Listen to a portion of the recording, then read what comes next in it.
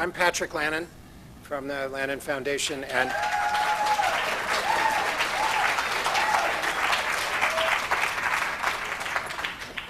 better keep my glasses on. I have a little script here. It's not too well organized, but I want to thank all of you for coming tonight, and I want to say that it's a pleasure for us to be able to do co-sponsor an event with Haymarket Books, and I'll tell you why in a second. I'd also like to take advantage of the fact that well, first, I don't want to forget, there are people here from Taos. Where are they? Good going. Thanks for coming. In Albuquerque, there's a... Wow. Thank you all. It's really great to have you. I'm going to use this occasion because you're all here to tell you that the Foundation's going to start a series called the Lannan Cultural Freedom Lecture Series here in Santa Fe. And I'm not sure exactly where we're going to have all the events. Some may be here, some may be at the School for the Deaf, some may be at the Armory of the Arts, and some may be at the Lenzig, depending on the subject and the speaker. And I just want to mention we're going to cover things like economic issues, which are on everybody's mind today, corporate graft, government corruption, human rights, civil liberties, the militarization of our foreign policy, environmental issues, immigration, Islamophobia. I'm just trying to go through we're putting this all together now. Various Native American issues, global food issues, things like targeted assassination programs, and all the constitutional connections with that. Things, we're going to talk about public education, corporate-controlled media. I think hopefully it'll be an interesting series, and there'll be a lot of interest in the community. All of the events will be videotaped, and will be up on our website within about a week, and we'll offer them to iTunes and any other organization or website that wants to see them. So you're all welcome when it starts. And I think we'll be able to make some announcements, more specific announcements about the initial events in January sometime. So stay tuned. Haymarket Books is a nonprofit progressive book distributor and publisher.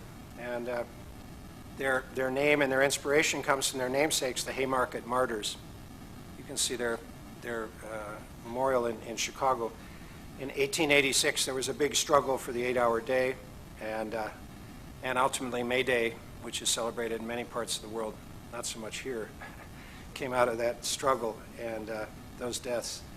You know, these same struggles are continuing today across the globe against oppression and exploitation, hunger, poverty, all the things that you're familiar with from reading the papers and listening to the news.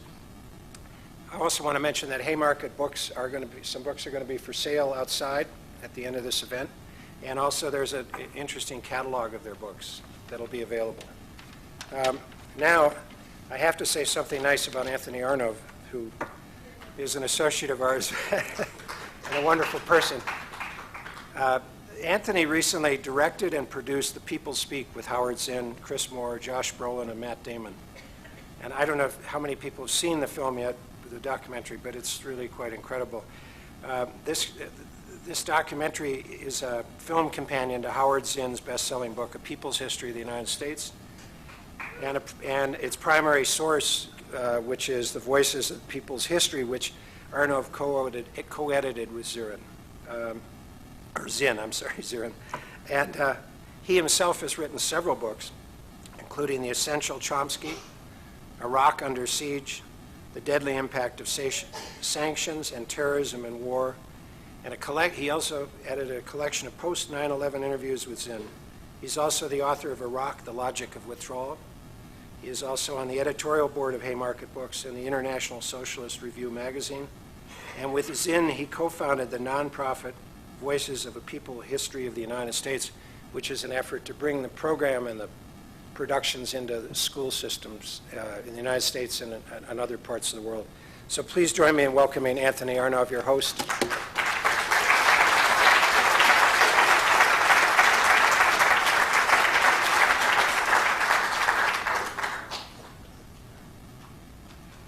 Thank you, Patrick. And thanks to everyone from the Lannan Foundation. It's been such a privilege to work with the Lannan Foundation and to have the opportunity to work with them on a number of programs. I owe them a lot, including my current relationship comes out of a Lannan event with Arundhati Roy in New York City in the year, I guess it was 2003.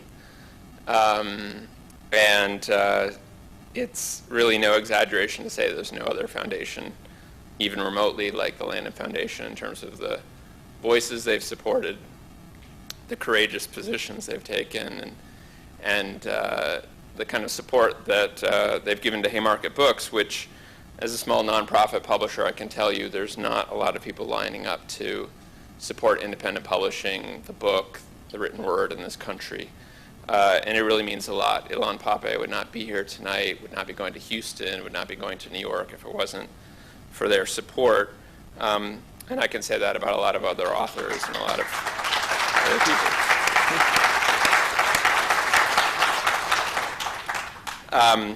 And they're also just wonderful people who embody the principles that they support. I'll just mention briefly that another Haymarket Books author who they're bringing to Santa Fe, and we're really thrilled about, is Tom Engelhardt, who will be here in February. And I believe the first Saturday in January, tickets go on sale for that event. I hope you can attend that as part of the Readings in Conversation series. He'll be here with Jeremy Scahill, who's another Haymarket author. We publish his book, Blackwater, in Spanish, and it's tough publishing in Spanish in this country, but it's an important and growing audience, and we're really thrilled that we were able to bring that and some other books to the Spanish-speaking community and reading community in this country. As we came in tonight, Ilan and Lori Betlock and we saw there's a quote in the lobby, "We cannot escape history." And I thought that was a tremendously fitting quote to see with regard to the presentation we're going to hear tonight from Ilan Pappe. His work really is a tribute to that sentiment, that we cannot escape history, that we have to confront it, that we have to understand it, that we have to engage with it, and we have to do so honestly, no matter what the price you may personally pay for it. Ilan Pappe is now the head of a Center for Palestine Studies that he founded at Exeter in England, but that institution, which is now really the first Western institution dedicated to the study of Palestine studies based at a university, and it's beginning to inspire other efforts. Columbia University, and I hope many more universities will follow in his footsteps. That choice came about partly as a result of him being kicked out of the university where he was teaching in Israel, because he understood that we cannot escape history, and in his scholarship he was willing to pursue a series of questions wherever they led him, and no matter what the personal price he might have to pay for writing and documenting the stories that he did. I was really reminded, spending the last few days with Ilan, of a passage from an essay by Arundhati Roy called The End of Imagination. And in The End of Imagination, Arundhati at the end talks about some principles that she hopes to live up to in her life. And I'll just quote briefly from it. She says, "To never get used to the unspeakable violence and the vulgar disparity of life around you. To never simplify what is complicated or complicate what is simple." And I think really that describes Ilan's work. He's willing to acknowledge the complexities of the issues he describes, but he's also, when it comes to moral issues, prepared to accept that sometimes things are rather simple, and that there's injustice, and that you need to take a stand against it. So it's really my privilege to welcome here tonight Ilan Pappe.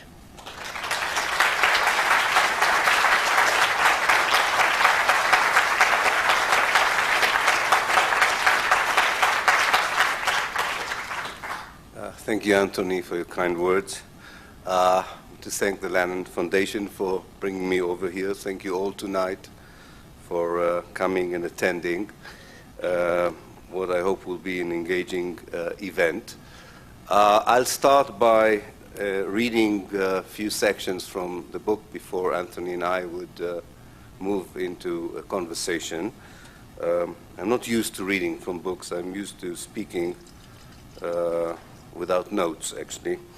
But as Anthony taught me, this is a respect for the written word event. So I would, I hope I would remember to stick to the text and remind myself that this is my own text, so it's not that bad if I do this. But if you see my eyes going up, it means that I'm making up things, as my enemies like to accuse me of, and they're probably right. A few words on the book, and then I'll delve into some readings. A young journalist by the name of Frank Barat had the idea a few months ago, almost a year ago actually, to juxtapose Noam Chomsky and myself on certain issues, as it became clear that Noam Chomsky's views on Palestine were challenging some of the new initiatives taken by Palestinians on the ground and the exilic communities. I know that you met one of these Palestinians here in New Mexico, Ali Abu Nima. We thought it would be good to air these views, first out of respect to Noam, of course, more than anything else, but also because we think the debate can move on, maybe beyond some of the things that he believed in. And he was a very willing partner for this, which shows his greatness. We basically focused on, I would say, 4 issues. And I would not be able to read about all these issues tonight, and I hope some of these issues would come out in the conversation. The first one had to do with how do we understand American support for Israel, to put it simply, or the American policy towards the Arab-Israeli conflict. That was one source of debate. The second one had to do with the issue of boycotting the Israeli academia, or the campaign for the cultural and academic boycott of Israel. We had different views about it, and I hope that the book brings out very clearly the 2 positions, but also the complexities of both positions. They're not straightforward anyway. And the third one has to do with the right of return of the Palestinian refugees. We have different innuendos. I wouldn't say that these are 2 strongly opposed opinions, but they're different. And they reflect, I think, a very important debate within the community of activists who support the Palestine issue around the world. And finally, and maybe most importantly, but I would leave that maybe for the conversation, we'll not read about it, is our vision for the future. What most activists nowadays call the one-staters against the two-staters, or the one-state solution for Palestine and Israel, or the two-state solution. But again, I think this sort of simple terms cover a more complex ideas about how best intellectuals can engage in solutions for people in a situation where, anyway, a solution seems so far ahead that one wonders whether it is at all the right time to talk about these things. And yet, I think that's what we are expected to do as part of the chattering and writing classes. Okay. The first chapter I'm going to read from is about my understanding of American policy towards the issue of Israel and Palestine. My main argument, and by this I'm very much influenced by the French philosopher Michel Foucault, is that history is made out of discrete processes that have very little in common. And then when they fuse together, they create what we call an historical event. But historians cannot describe this. They don't have enough words and enough flexibility to write something so chaotic.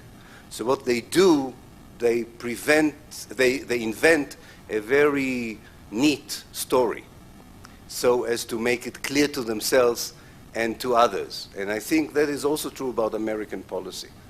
On the face of it, it looks like it was always pro-Israel, and it could never be pro-Palestinian. I claim in this chapter that this is not true, either the first part of the sentence nor the second one. It's called Clusters in History, of History. A thought-provoking article was published by John Mearsheimer and Stephen Walt. Based on extended research, it discussed the power of the American Israel Public Affairs Committee, AIPAC, the Israeli lobby in Washington, in shaping American policy in the Middle East in general and towards Israel in particular. The basic argument was that the lobby directs American policy in a way that undermines the United States national interest. Not since the 1960s would one have come across such a harsh criticism of either Zionism or US policy from within the heart of the American academia or the media. The role of the lobby in shaping American policy in the Middle East is undoubtedly crucial. But American policy in the Middle East, like any regional policy of a great power in the past, is the outcome of more than one factor. For those like myself, for whom the analysis of such a policy is not just an academic, but a matter of life and death, an expanded analysis is called for, not only for the sake of understanding that policy more clearly, but also as a way of coping with its dangerous outcomes. As a historian by profession, I hope that seeing the development of this policy in a wider historical perspective may help those of us who live in the area and in Palestine to better comprehend what one may or may not do vis-à-vis such a powerful factor in our daily lives, one that is likely to remain so in the foreseeable future. A scholarly narrative of chaotic historical processes, such as the development of a particular foreign policy, requires an organizational method that might raise suspicions about the considerable gap between the structured representation of the policy and its actual implementation on the ground. This gap stems from the modern historiographical impulse to, in the words of Hayden White, organize reality with the same clarity as a novelist seeking to construct a lucid world in which a plot has a clear beginning and an end. Historiography is a constructive effort that is meant to expose the past as it really was, if we believe in such a possibility, or for the sake of making a contemporary point, if we doubt that possibility. But anyone who dares to dive into the ocean of words to be found in the political and diplomatic documents in the various national archives understands how precarious is the story extracted from these heaps of documents, left behind by the chattering classes that shaped our lives over the last 2 centuries. Technically, mapping a clear narrative out of the paperwork requires reliance on only a very small number of documents, chosen according to the subjective preference of the historian and not according to any objective criterion. A middle ground between relativist and positivist views of foreign policy historiography consists of providing readers interested in a particular chapter of such a policy with clusters of facts and evidence from the past, each providing a certain insight into the phenomenon being researched. In this article, which follows the history of the American involvement in the Middle East in general, and in Palestine in particular, the clusters, when fused together, can supply an expanded explanation for this policy. Any attempt to focus on one cluster alone is problematic, as Mearsheimer and Walt learned from criticism directed at them by friends and foes alike. In what follows, there is an attempt to expand the historical panorama and present 5 clusters of facts and contexts. These are actually 5 legacies that feed into American policy in the Middle East today. At first, these processes developed discreetly, but at a certain historical juncture, they met and fused into one powerful impulse that formulated American policy in this area. Now, one cluster, which I will not read about, and I beseech you to read if you do buy the book, is Christian Zionism. The reason I'm not reading about it is because I've talked so much about it lately that I'm boring myself with it. But I call it in the article, I call it the Blackstone-Scofield legacy. Those of you who are familiar a little bit with evangelist history in the United States, these two names should be familiar to you. Then there is another legacy I'm not reading from, the King Crane legacy. This is a very important legacy of the Arabists in the State Department who actually wanted American policy to be far more pro-Palestinian than it ever was. And these people still exist. Then you have the legacy of the AIPAC, of the pro-Jewish, pro-Zionist lobby in America. And I just want to read a small extract which describes how, in fact, AIPAC was born. I don't know how many people know this story, how AIPAC came into being and why it came into being. And here is that particular extract. In January 1953, it seemed that for a moment, Eisenhower wanted to renew American activism over the Palestine refugee issue. He was heard more than once talking about the need to allow their repatriation. Moreover, unlike his predecessor, Truman, Eisenhower distinguished between the American need to provide humanitarian aid to the refugees in their camps and adherence to principled American support for their right of return. His Secretary of State, John Foster Dulles, visited the area and reported that allowing the return of refugees was still physically possible. Even in Congress, the possibilities of resettlement on both sides of the River Jordan were discussed in earnest. President Eisenhower judged that the problem of 300,000 refugees could be solved in such a way. But the Arab world did not endorse the plan, and Israel rejected it, both because of its element of return and, more importantly, because it conflicted with the aim of exploiting the Jordan River for the National Carrier Project of supplying water to Israel. The work on the National Carrier Project led to an angry response by the American president, who suspended aid to Israel, pending an end to the diversion of water from the Jordan River that Israel had begun in September 1953. Israel waited for a friendlier administration. This somewhat critical stance was maintained by the United States, and the Suez Crisis in 1956 led yet again to a threat of sanctions, American sanctions, in response to an aggressive Israeli policy. Who would believe that we would use such words today? Thus, in a matter of 7 years, Israel was thrice threatened with American sanctions. The Americans forced the Israelis out of the Sinai, which was a traumatic lesson for the local leadership.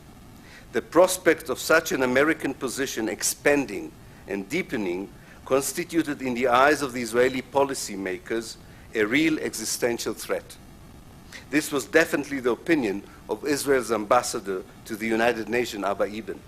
As part of his efforts to sabotage such a development, he enlisted an official of Canadian origin who worked in the United Nations Public Relations Office, Isaiah L. C. Kennan. Kennan's first assignment was to write an article alerting the public to the dangers incurred by the anti-Israeli orientation of U.S. policy in the Middle East. The same message was forcefully conveyed in a series of articles Kennan published in a new journal, The Near East Policy, which became the pro-Israeli lobby's mouthpiece, funded partly by Israel. Kennan began organizing Jewish support, first in local trade unions and then in communities across the country. The Washington Institute for Near East Policy was founded around the journal as AIPAC's think tank. The first visible results of Kennan's activity was by Jewish members of the Dockers Union who boycotted Arab ships in in American harbors in order to prevent US aid reaching Arab states that did not recognize Israel. Then came around 1960 the first many Jewish initiatives on Capitol Hill for anti-Arab legislation. The pro-Israeli lobby worked uninterrupted until 1963, when the famous Senator William Fulbright became intrigued by its activities and demanded a congressional investigation of its financial sources. The 300 pages produced by the investigating body revealed that over 4 years, the lobby had raised $5 million, exempted from tax, from the Jewish community in the United States. This was done by the purchase of bonds clandestinely made over to the State of Israel. American law forbade lobbying for the interests of a foreign country. In order to overcome the legal prohibition, it was stated that the bonds were procured only for welfare purposes in Israel. However, the investigating committee found that none of the money was ever delivered to the deprived citizens of Israel. The money went to the Israeli state, and from there immediately back to the United States, directly into AIPAC's bank account. In Newsweek, on August the 12th, 1963, it was written that the investigation exposed the AIPAC lobby as, and I quote, one of the most effective networks of foreign dominance in the United States. The result was the ruin. They succeeded in undermining Senator Fulbright's political career. In no time, they destroyed him politically as a result of this kind of activity.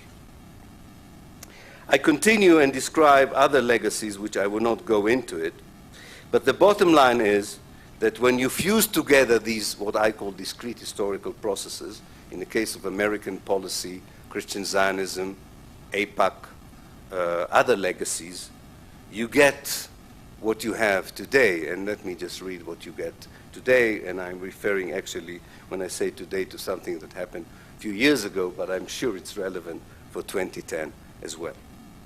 Of all these historical clusters, it is the bottom line that is definitive, displayed in great strength at the AIPAC Annual Convention of 2005. In the Washington Congress Center, 26,000 kosher meals were prepared, decorated with 32,640 hors d'oeuvres, 5 tons of salmon, 2.5 tons of turkey, 1 ton of poultry, and 1 ton of hummus. It was enough to feed the 5,000 participants. This culinary feast is only matched by one other event in Washington, the annual joint meeting of the two houses of Congress. The list of guests is similar to both events. Another bottom line can be shown not in tons, but in dollars. Since 1949, the United States has passed to Israel more than $100 billion in grants and $10 billion in special loans. Other bodies not part of the administration annually transferred to Israel $1 billion. This is larger than the amount of money transferred by the United States to North Africa, South America, and the Caribbean put together. Their joint population amounts to over 1 billion people. Israel's population is 7 million. Over the last 20 years, $5.5 billion has been given to Israel for military purchases. There is no precedent for such bilateral relations, and one does not have to overstate the implications of such a policy for the Palestinians and for the chances of peace in the Middle East. But in this historical narrative, there are also rays of hope. In the complex reality that formulates the American policy, there are factors and processes that in the past directed it into a more positive track. And it may be that history, as Michel Foucault tried to convince us, is a list of discrete, disconnected processes whose joint impact is not linked to any one of them, but to their fusion into one big explosion. In that case, history is not just a linear movement of endless American support to Israel against and at the expense of the Palestinian cause, but a more distorted, curved line of ups and downs that indicate possible changes in the future. Moreover, a concerted effort to bring about such a change is a worthy goal, inside and outside the United States. But what we have this year is the ominous call that already was made at 2006 AIPAC Convention for the United States to attack and invade Iran. Another chapter in this book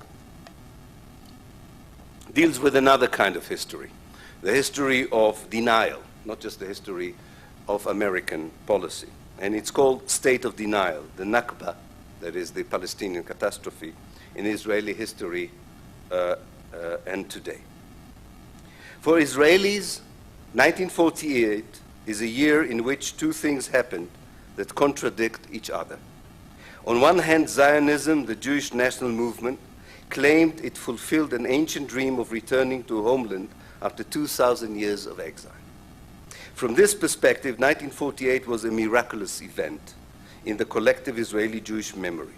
It constitutes a chapter in history that not only proclaims triumph and the realization of dreams, but also carries associations with moral purity and absolute justice. This is why anything that happened in that year is wedded to the most basic values of present Israeli society. Hence, the military conduct of the Jewish soldiers on the battlefield in 1948 became a model for generations to come. And the leadership statesmanship in those years is still a paragon for future political elites. The leaders are described as people devoted to the Zionist ideals and as men who disregarded their private interests and good for the sake of the common cause. 1948, then, is a sacred year, revered in more than one way as the formative source of all that is good in the Jewish history of Israel. On the other hand, 1948 also marked the worst chapter in Jewish history. In that year, Jews did in Palestine what Jews had not done anywhere else in the previous 2,000 years. Even if one puts aside the historical debate about why what happened in 1948 in fact transpired, no one seems to question the enormity of the tragedy that befell the indigenous people of Palestine as a result of the emergence and success of the Zionist movement. Jews expelled, massacred, destroyed, and raped in that year, and generally behaved like all the other colonialist movements operating in the Middle East and Africa since the beginning of the 19th century. In normal circumstances, as Edward Said recommended in his seminal Culture and Imperialism, painful dialogue with the past should enable a given society to digest both the most evil and the most glorious moments of the nation's history. But this could not work in the case where a moral self-image is considered to be the principal asset in the battle for public opinion, and thus the best means of surviving in a hostile environment.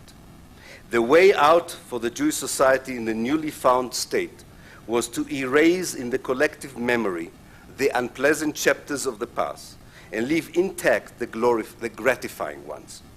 It was a conscious mechanism put in place and motion in order to solve the impossible tension arising from the two contradictory messages of the past.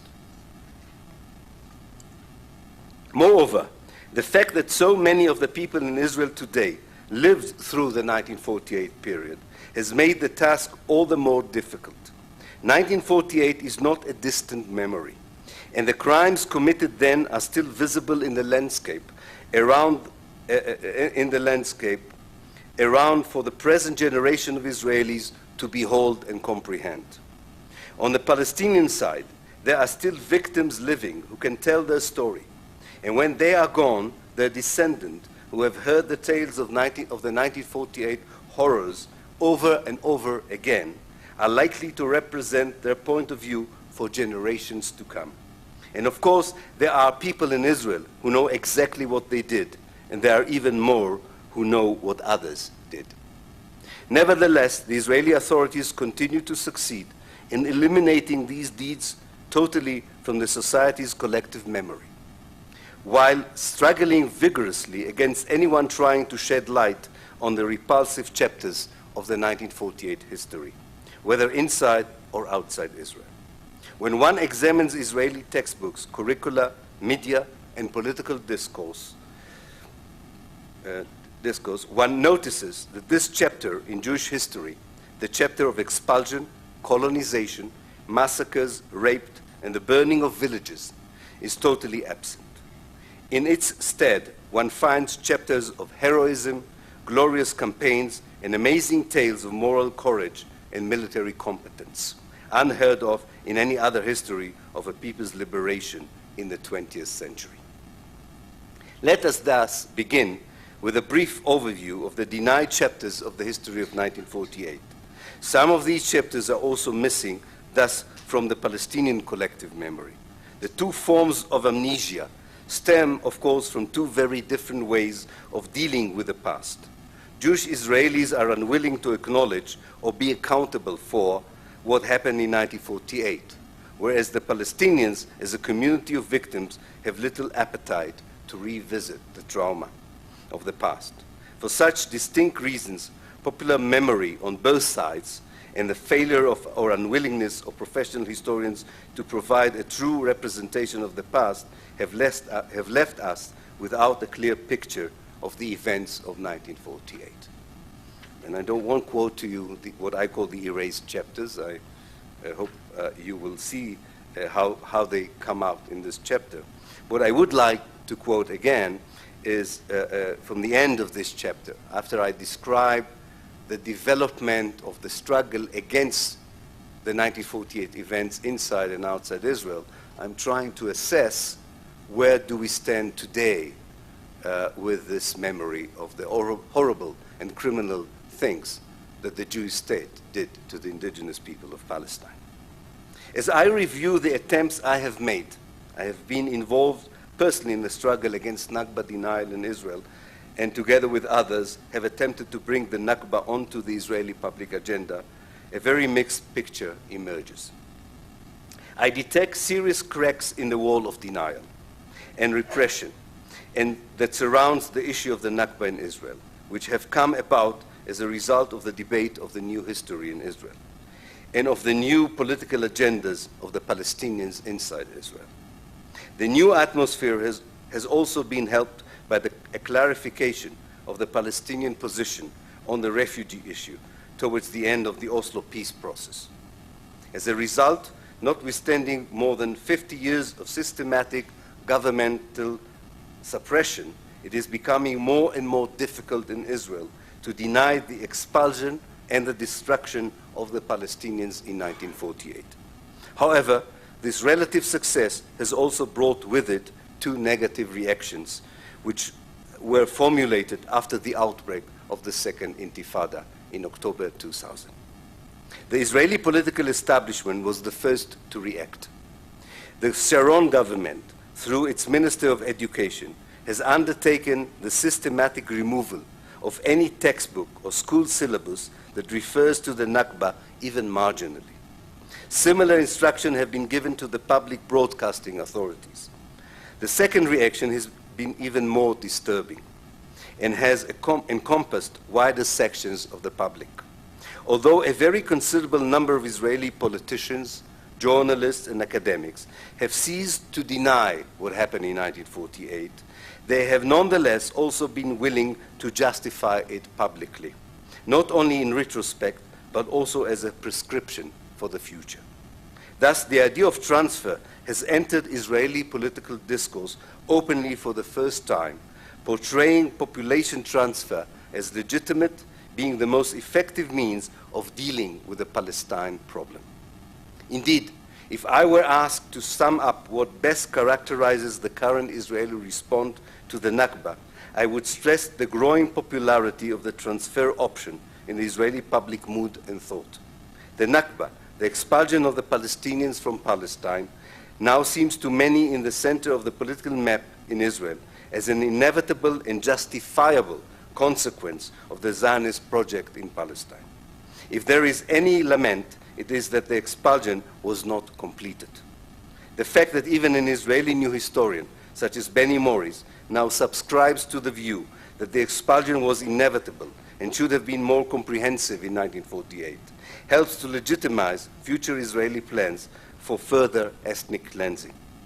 Population transfer is now the official moral option recommended by one of Israel's most prestigious academic centers, the Center for Interdisciplinary Studies in Herzliya, which advises the government. It has appeared as a policy proposal in papers presented to the government by senior Labour Party ministers. It is openly advocated by university professors and media commentators, and very few now dare to condemn it, such as the Beersheba historian Professor Benny Morris and the Haifa historian Professor Yoav Gelber and Haifa University geography Professor Arnon Sofer in a direct manner, and in indirect manner by Professor Shlomo Avineri of the Hebrew University, who suggested the annexation of the Palestinian parts of Israel to a Palestinian state. And lately, even the leader, and that was written in 2005, before the Obama election, the leader of the majority of the United States House of Representatives has also openly endorsed this option. As this book is written, there is a new president in the White House. So far, the American policy has not produced any changes in previous approaches. The political scene in Israel has also remained much the same. Transferists such as Avigdor Lieberman hold key positions such as foreign minister, and frequent censuses indicates a growing support for transfer of Arabs from any part deemed Jewish in the land of Israel and Palestine. Thus, the circle is being closed almost before our very eyes. When Israel took almost 80% of Palestine in 1948, it did so through settlement and the ethnic cleansing of the original Palestinian population. The country now has a consensual government that enjoys wide public support and wants to determine by force the future of the remaining 20% of Palestine, namely the West Bank and the Gaza Strip. It has, as have all its predecessors, from Labour and Likud alike, resorted to settlement as the best means for doing that. This entails the destruction of an independent Palestinian infrastructure and other atrocities. These politicians sense, and they may not be wrong on this, that the public mood in Israel would allow them to go even further should they wish to do so. They could emulate the ethnic cleansing of 1948, this time not only by driving the Palestinians out of the occupied territories, but if necessary, also driving out the 1 million Palestinians living within the pre-1967 borders of Israel. In such an atmosphere, then, the Nakba is not so much denied in Israel as cherished. Nevertheless, the full story of 1948 needs to be told to the Israelis, as there may still be some among the state's population who are sensitive about the country's past and present conduct. This segment of the population should be alerted to the fact that horrific deeds were concealed from them about Israeli actions in 1948. And they should be told, too, that such deeds could easily now be repeated if they and others do not act to stop them before it's too late. The struggle against the denial of the Nakba in Israel is now the focus of the agenda of certain Palestinian groups, both inside and outside Israel. They are joined by the committed and impressive Jewish NGO Zochrot, struggling against Nakba denial in Israel. Since the 40th anniversary of the Nakba in 1988, the Palestinian minority in Israel has associated, in a way that it never did previously, its collective and individual memories of the catastrophe with the general Palestinian situation, and with their predicament in particular. This association has been manifested through an array of symbolic gestures, such as memorial services during Nakba Commemoration Day, organized tours to deserted or formerly Palestinian villages in Israel, seminars on the past, and extensive interviews with Nakba survivors in the press. Finally, because history teaches the Israelis the two things that I was trying to convey here, that they cannot always rely on American support, and they cannot really suppress the awful crime that they have committed against the Palestinian people, because they continue to commit the same crimes ever since, they feel, and I think this is behind what happened in Gaza in 2009, they feel that they have a very short window of opportunity to complete the Zionist ideal, because things can change either in the public opinion here in the United States or in the Palestinians' ability to react to the Israeli politics of dispossession and colonization. And I think behind this understanding motivated the brutality that was exercised against the Palestinian in Gaza in 2009. So for my share in the book, which is a bit different from the take that Noam Chomsky has on this, my take in the book is that you cannot understand what Israel did in Gaza without understanding what Israel did in 1948 and without understanding the immunity Israel enjoys in the Western world due mainly for the American support and endorsement of the Jewish state. So my particular chapter on Gaza is called The Killing Fields of Gaza. And let me end by reading from that chapter. The Gaza Strip is a little bit more than 2% of Palestine. This small detail is never mentioned whenever the Strip is in the news, nor has it been mentioned during the Israeli onslaught in Gaza in January 2009. Indeed, it is such a small part of the country that it never existed as a separate region in the past. Gaza's history before the Zionization of Palestine was not unique, and it was always connected administratively and politically to the rest of Palestine. It was until 1948 an integral part, a natural part of the country. As one of Palestine's principal land and sea gates to the rest of the world, it tended to develop in a more flexible and cosmopolitan way of life, not dissimilar to other gateways societies in the Eastern Mediterranean in the modern era. This location near the sea and on the Via Maris to Egypt and Lebanon brought with it prosperity and stability until this life was disrupted and nearly destroyed by the Israeli ethnic cleansing of Palestine in 1948. Between 1948 and 1967, Gaza became a huge refugee camp, restricted severely by the respective Israeli and Egyptian policies. Both states disallowed any movement out of the Strip. Living conditions were already harsh then, as the victims of the 1948 Israeli politics of dispossession doubled the number of the inhabitants who had lived there for centuries. On the eve of the Israeli occupation in 1967, the catastrophic nature of this enforced demographic transformation was evident all over the Strip. This once pastoral coastal part of southern Palestine became within 2 decades one of the world's densest areas of habitation without any adequate economic infrastructure to support it. The first 20 years of Israeli occupation allowed at least some movements outside the area that was closed off as a war zone in between the years 1948 and 1967. Tens of thousands of Palestinians were permitted to join the Israeli labor market as unskilled and underpaid workers. The price Israel demanded for this slave market was a total surrender of any national struggle or agenda.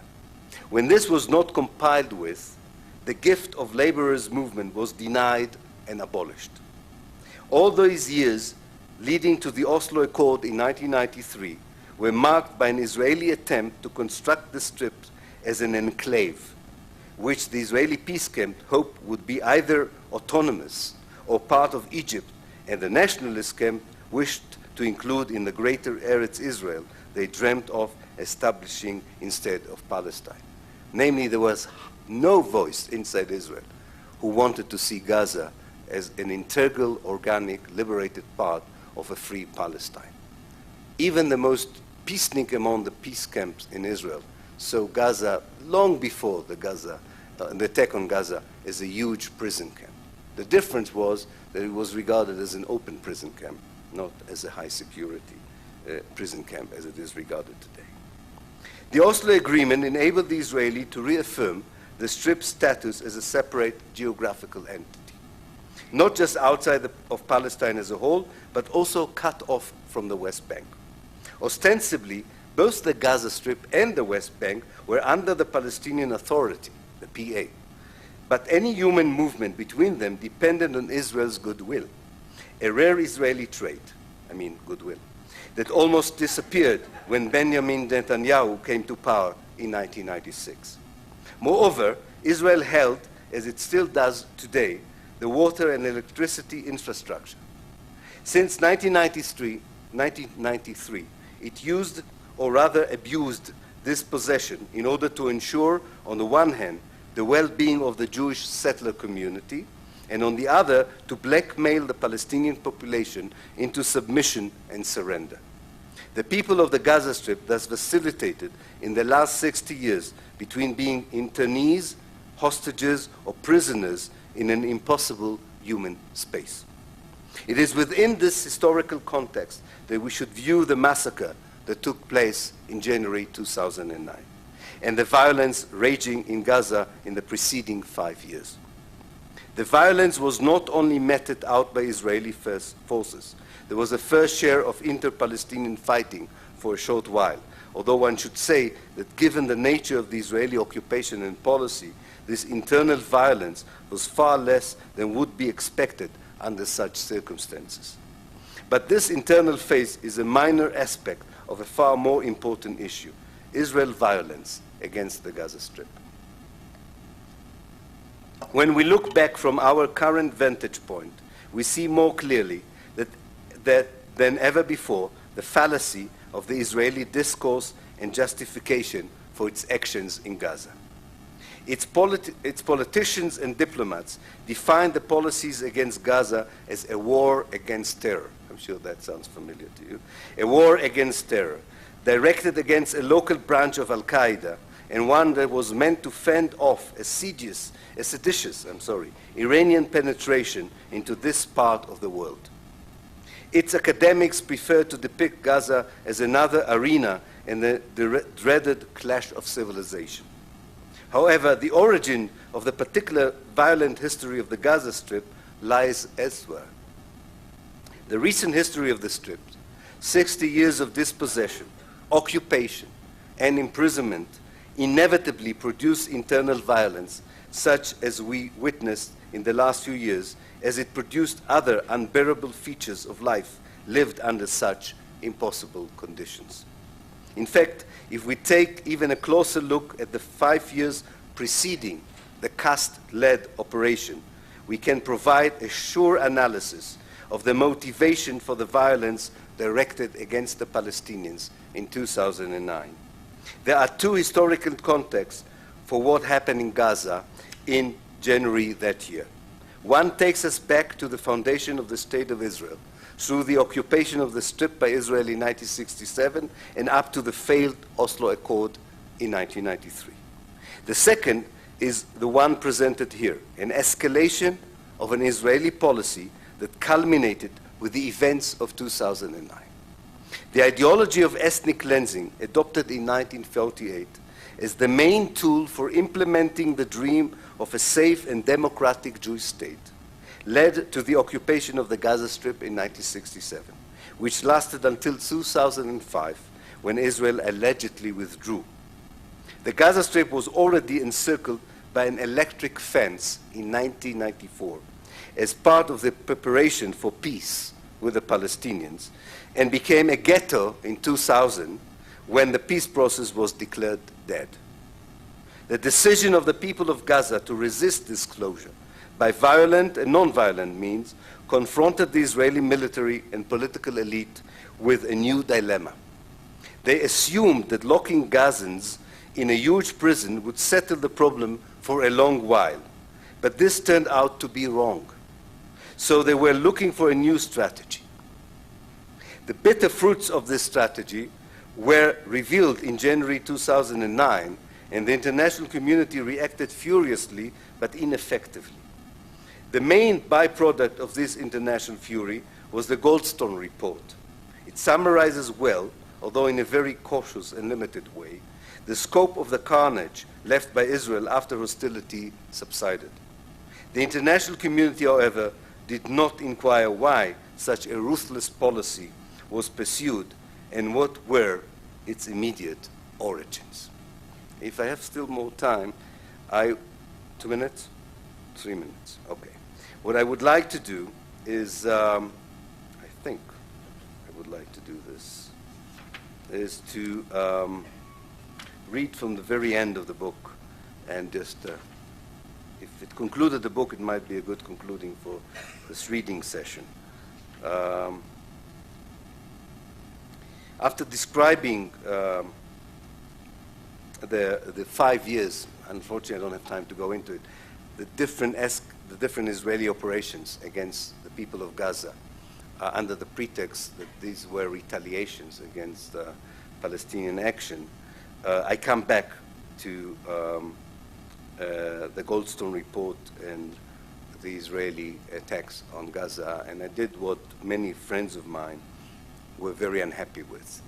And I decided in a very lucid way, as far as I was concerned at least, without any ambiguity, to call the Israeli policies in Gaza genocide and not just ethnic cleansing, which was very difficult for many people, but I thought was the right way of doing it. So let me just read a small, short extract on this, and with this we'll end the reading.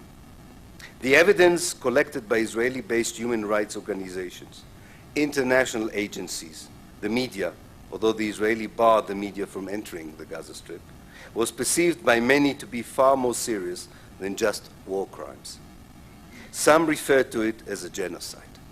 It is not often that the President of the United Nations General Assembly would accuse a member state of genocide. But when the Israeli army bombarded the civilian populations of Gaza, invoking the right of self-defense against terrorists launching missiles into civilian targets, Miguel de Acosta Brockman did not hesitate to describe such actions as genocide.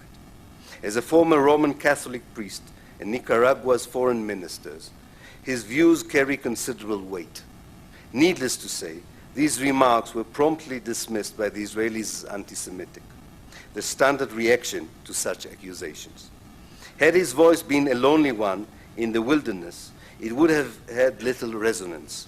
But he was joined by similar expressions of outrage by other senior politicians, especially outside the Western corridors of power, who chose the term genocide as the only way to describe the tragedy visited upon the people of Gaza.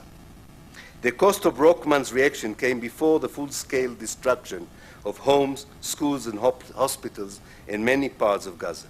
A week later, the Turkish columnist and author Oktay Akbal described the Israeli actions as the real genocide. The Israeli daily Haaretz reported on December the 29th, 2008, that government and opposition leaders across the globe, but mainly the Southeast Asia, Africa, and South America, referred to the atrocities, even before they fully transpired, as genocide. There was strong criticism from the West as well, but these sources were more cautious in using the term genocide. Nonetheless, the G word frequently surfaced in the commentaries conveyed through alternative media, bloggers, and websites. Even before the Gaza operation in January 2009, occasional references were made to Israeli armed forces committing acts of genocide. The January 2009 events were referred to in similar terms by the pro-Western Arab media. One such source was the Dubai-based satellite network Al Arabiya. On December the 28th, 2008, when the massive Israeli killing had just begun, although already resulting in unprecedented numbers of dead children and women, the network reported the popular protests around the world against the Israeli reactions. The headline was, "World's Tens United Against Genocide in Gaza." This was not the mainstream media's opinion in the West, nor was it voiced in such a manner by any members of the political elite in North America or Europe.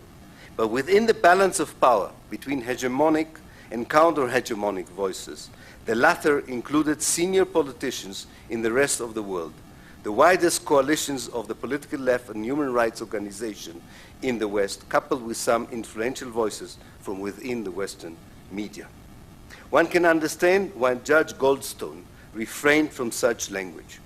His report, as noted, corroborates the evidence collected by those who describe these policies as genocidals, but sums them up as war crimes that require further investigation. Goldstone's report also uses the same language for the Hamas missile attack on Israel. This seems to be more lip service than a genuine point. The imbalance of the aggressor's power and destruction and the victim's pathetic military response deserves different language. Moreover, when one reads the thorough and brave report of Judge Goldstone, one should remember that the 1,500 killed, thousands of wounded, and tens of thousands who lost their homes do not tell the whole story. It is the decision to employ such fierce military force in a civilian space that should be discussed. This kind of firepower can only produce the kind of horrific destruction we have seen in Gaza. It was used for this purpose. The nature of the military operation also displayed an Israeli military wish to experiment with new weapons, all intended to kill civilians as part of what the former chief of the Army's General Staff, Moshe Ya'alon, termed as the need to brand in the Palestinian consciousness the fearsome might of the Israeli army. Thank you.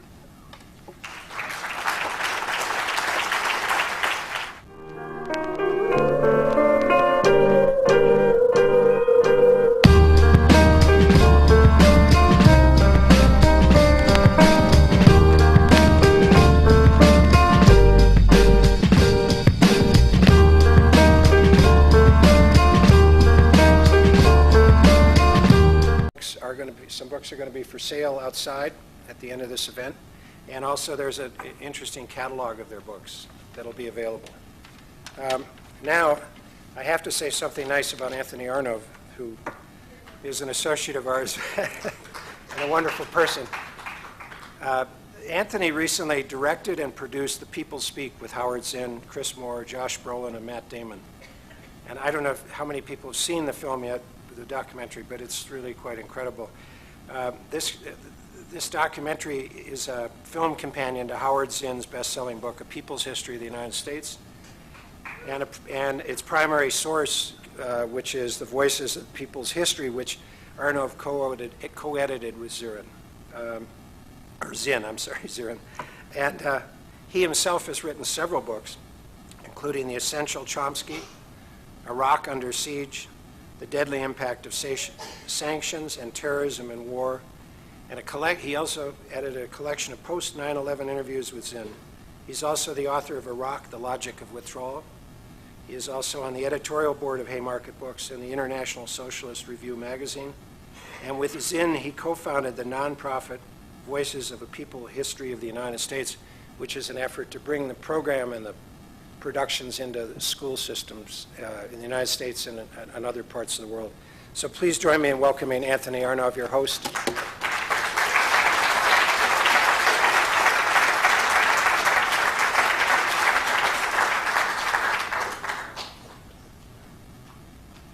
Thank you, Patrick, and thanks to everyone from the Lannan Foundation.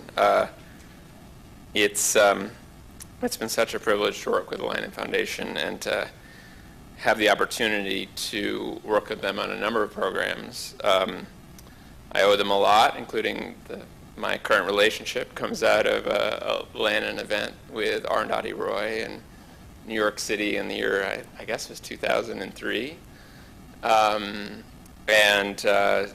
It's really no exaggeration to say there's no other foundation, even remotely like the Lannan Foundation, in terms of the voices they've supported, the courageous positions they've taken, and the kind of support that they've given to Haymarket Books, which, as a small nonprofit publisher, I can tell you there's not a lot of people lining up to support independent publishing, the book, the written word in this country. And it really means a lot. Ilan Pappe would not be here tonight, would not be going to Houston, would not be going to New York if it wasn't for their support. And I can say that about a lot of other authors and a lot of other people.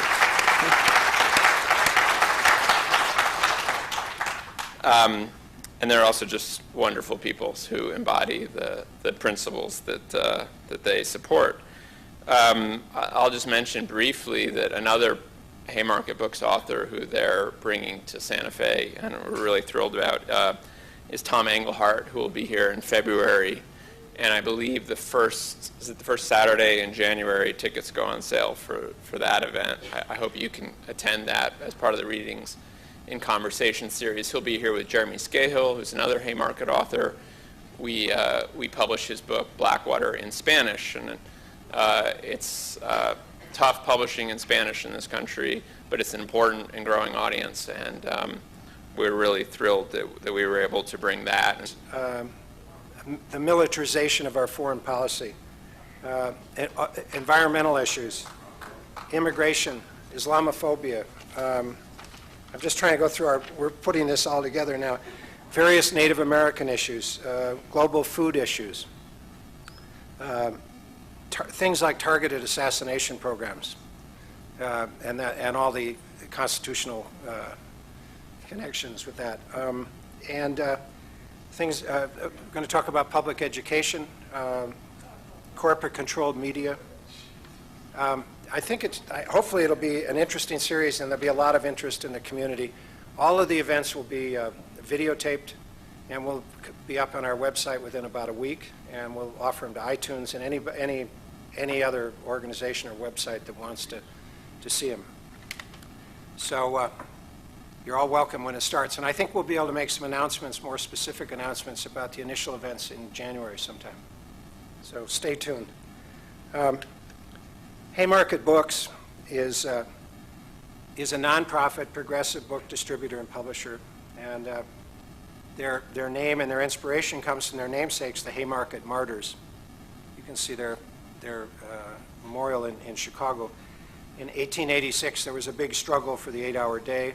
And ultimately May Day, which is celebrated in many parts of the world, not so much here, came out of that struggle and those deaths.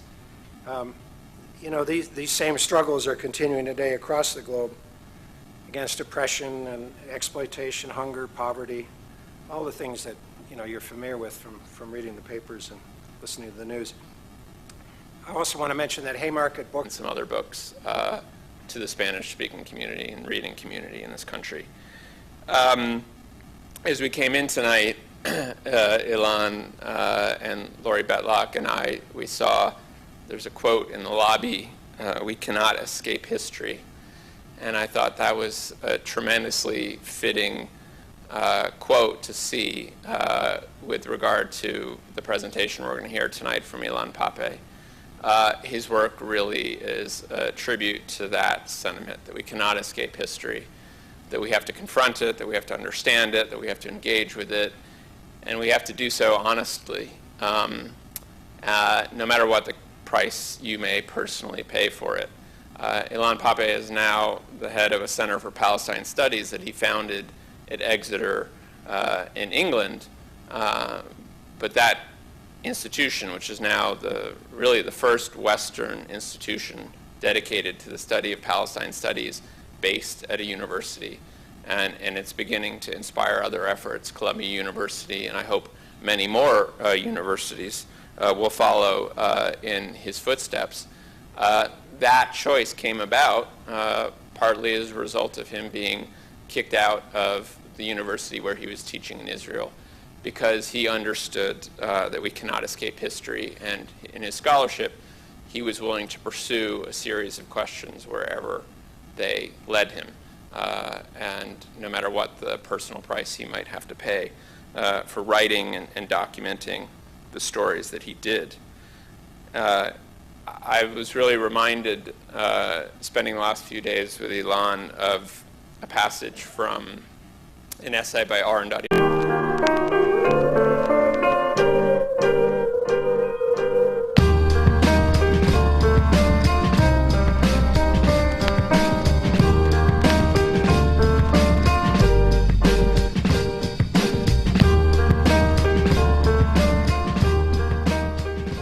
I'm Patrick Lannan from the Lannan Foundation, and